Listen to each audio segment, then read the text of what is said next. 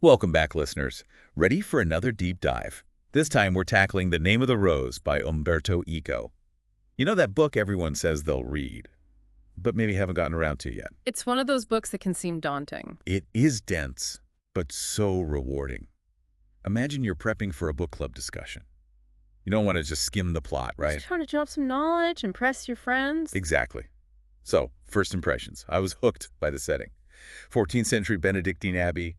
How can you not be intrigued? Mysterious, atmospheric, Yeah. the perfect backdrop for, well, anything, really. And Eco doesn't hold back. Mhm. Historical fiction, murder mystery, philosophy.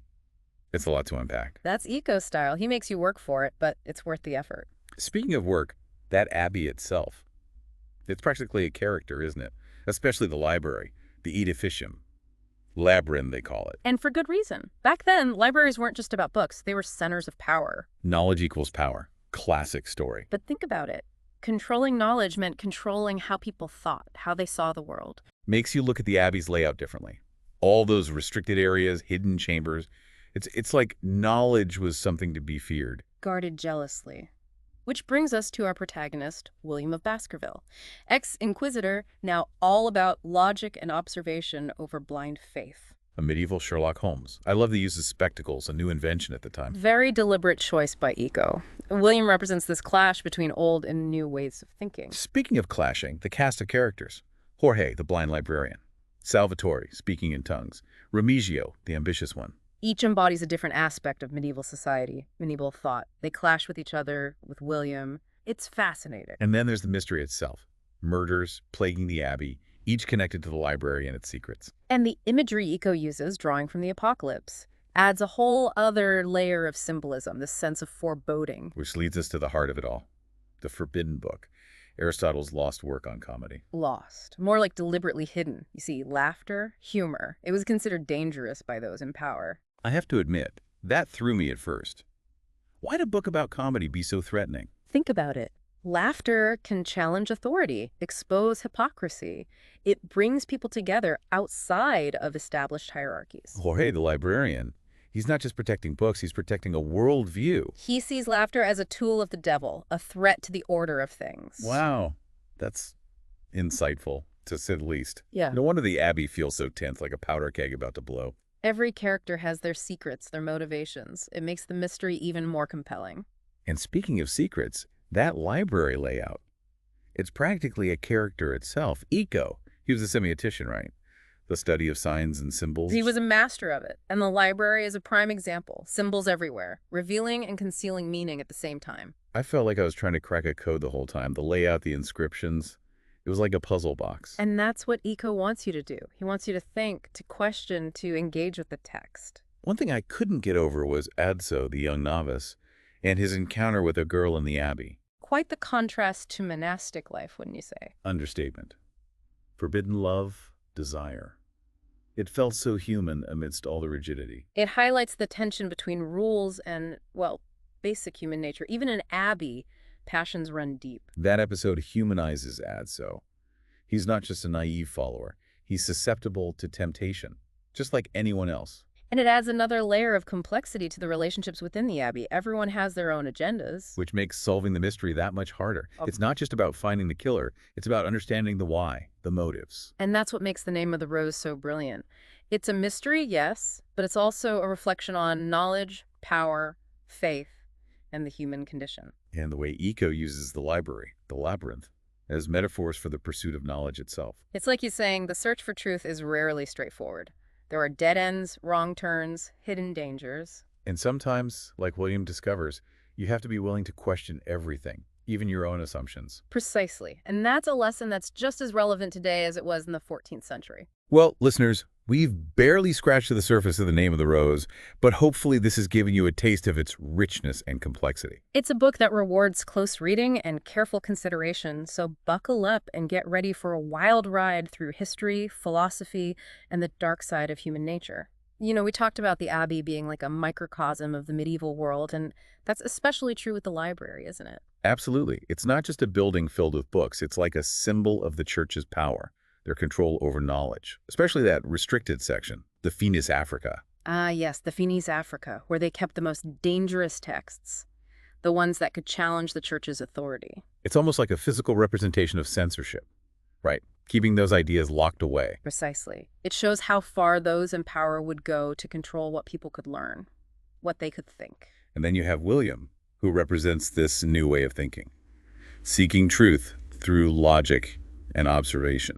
A stark contrast to Jorge, who's terrified of knowledge, desperate to keep those dangerous ideas contained. It's like their clash is a reflection of that larger conflict that was happening in Europe at the time, between dogma and free thought.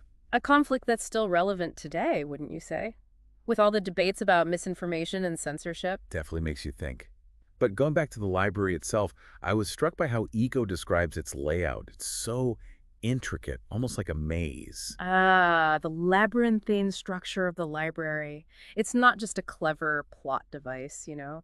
It's a metaphor for the whole process of seeking knowledge. Yeah, I remember feeling that sense of disorientation when William and Atzo first entered the library. Like, the architecture itself is designed to confuse you. And that sense of confusion mirrors the intellectual journey they're on. They're constantly questioning their assumptions, encountering new ideas, navigating this maze of knowledge. And sometimes those paths lead to danger, right?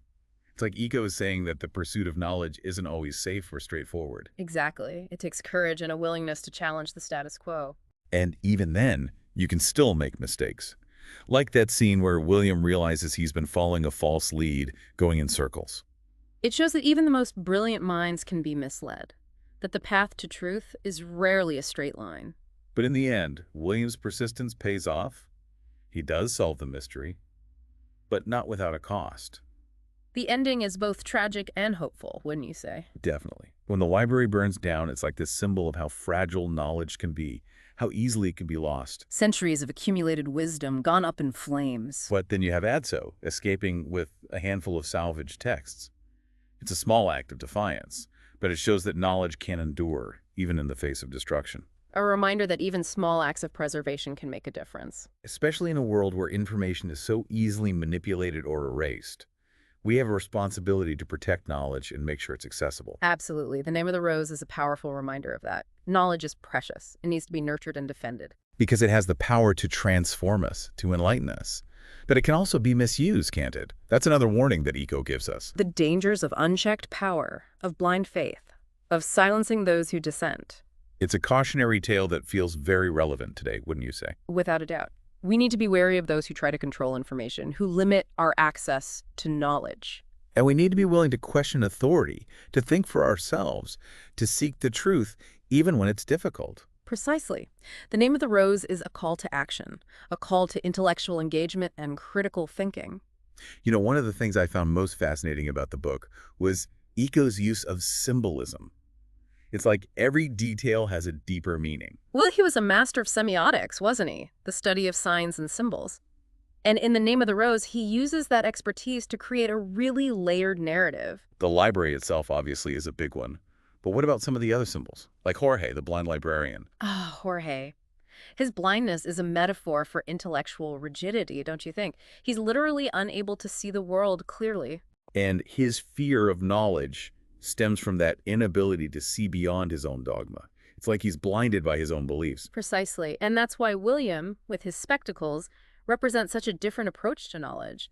He's able to see, to observe, to connect the dots. It's like Eco saying that we need to be open to new ideas, to challenge our own assumptions, to see the world from different perspectives. And that sometimes the most important truths are hidden in plain sight, waiting to be discovered by those who are willing to look closely enough. Another symbol that really struck me was the labyrinth itself. A classic archetype, isn't it? The labyrinth. It represents that journey we all go through, the search for meaning, the pursuit of truth. And in The Name of the Rose, it takes on a literal form in the library's layout. But it also works on a metaphorical level, right? Representing the characters' journeys. Absolutely. William and Adzo are literally navigating the maze, but they're also navigating the complexities of knowledge and faith. And that path is rarely straightforward. There are dead ends, false turns, unexpected obstacles. But it's also a journey of discovery, of growth and self-realization, even if it leads you to some dark places. Speaking of dark places, the Abbey itself has this oppressive atmosphere. It's almost like a character in the book. It is, isn't it? The Abbey. It represents that medieval world with its rigid hierarchy and its obsession with sin and punishment. A world where knowledge is power, but that power can be easily abused. And where seeking the truth can be a dangerous undertaking. But even amidst all that darkness, there are moments of beauty and humanity in the book. The bond between William and Adso, the glimpses of nature. Those moments remind us that even in the darkest of times, there's still hope. There's still connection, beauty to be found. And I think that's what makes The Name of the Rose such a powerful and enduring work. It's not just about a mystery, it's about what it means to be human, to grapple with those big questions of life, to find meaning in a world that can often feel confusing and chaotic. It's a book that makes you think, makes you feel. It stays with you long after you've finished reading it. Yeah, that advice, to get lost in the labyrinth. It's kind of perfect for this book. You get so caught up wanting a clear answer, like, who done it? Solved. Case closed. But Eco isn't interested in easy answers, is he? The point is the searching, the journey through all those twists and turns, not just the destination. Right, like there is a killer, a solution to the literal mystery. But the stuff about power, knowledge, how we interpret the world, that's the stuff that lingers. And the way the Abbey is this microcosm of the medieval world, it makes you think those power dynamics, they don't just disappear, do they? They take on different forms. Totally. Like the library, the symbol of controlled knowledge, feels so relevant now with all the talk of information overload, censorship. Makes you wonder who's deciding what we get to know, what's safe, what's dangerous. Exactly. And even Jorge being so afraid of laughter. It shows how those in power, they fear anything that disrupts their control, even humor. You know, it is funny. For a book set in a monastery, there are moments of humor in there. Not laugh out loud stuff, but that dry wit Eco was known for. It's there, isn't it? And it serves a purpose. Often it comes when the characters are getting too serious, taking themselves too seriously. Like Eco saying, hey, don't lose perspective. Even in the pursuit of knowledge, you can still laugh, question, not take it all so seriously. And that's a good lesson for all of us, right? The world can feel so divided. Remembering there are many ways of seeing things, being open to different interpretations, that's important. So for someone about to read this, or maybe they just finished it and their head's still spinning, what's one thing you'd want them to take away from The Name of the Rose? I'd say be like William. Question everything, observe closely, and don't be afraid to challenge what you think you know. The search for truth, it's a journey, rarely a straight line. Enjoy the detours, the dead ends, the unexpected finds along the way. That's great advice. And it's not just about reading a book, it's about how we approach life, isn't it? Absolutely. Be curious, be open, keep exploring. Well said. This has been a fascinating deep dive into The Name of the Rose. I know I've got a lot to mull over. The pleasure was all mine. May your own journeys through those labyrinths of knowledge be full of exciting discoveries. And listeners, if you enjoyed this deep dive, don't forget to subscribe, hit that like button, and share it with your fellow bookworms. Let us know your thoughts on The Name of the Rose. In the comments, we love hearing from you. Until next time, happy reading.